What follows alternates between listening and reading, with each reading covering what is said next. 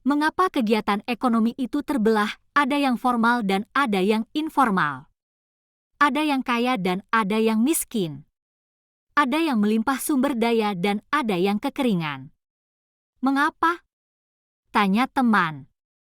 Saya tahu ini pertanyaan retorik yang sebenarnya dia sudah punya perspektif sendiri terhadap jawaban itu.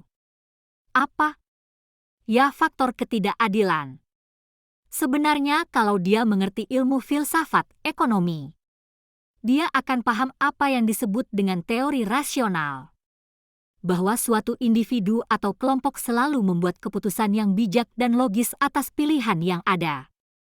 Jadi bukan ketidakadilan sumber masalah tetapi soal pilihan. Kemampuan membuat keputusan memilih itu tergantung kepada mindset atau perilaku.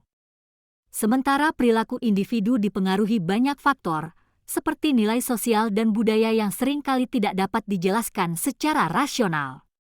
Contoh orang yang lahir dari keluarga pegawai, yang hidup secara linear.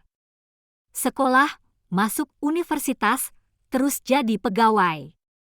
Enggak mungkin dia mengambil pilihan sebagai wirausaha mengelola sumber daya yang terbatas dan beresiko, dia cenderung memilih cara aman. Walau sebenarnya cara aman itu justru tidak aman dalam jangka panjang. Atau orang yang lahir dari lingkungan pedagang informal dan dari keluarga tidak terpelajar. Dia tidak akan mampu berpikir mendirikan pabrik dengan memanfaatkan fasilitas bank atau lembaga ventura. Dia lebih fokus mencari lapak dan barang yang bisa laku dijual. Kalau karena itu tidak membuat dia kaya, itu bukan pilihan dia. Dia enggak ambil pusing.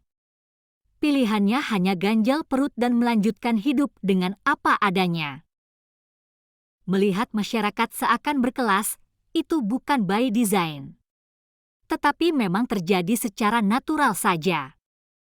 Kalau terus dipertahankan maka proses membangun peradaban tidak akan bergerak ke depan.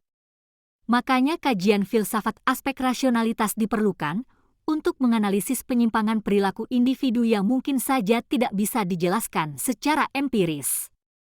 Lahirnya teori value engineering dan social engineering sebenarnya cara jenial mengetahui hambatan orang untuk berubah dari belenggu tradisi atau status quo.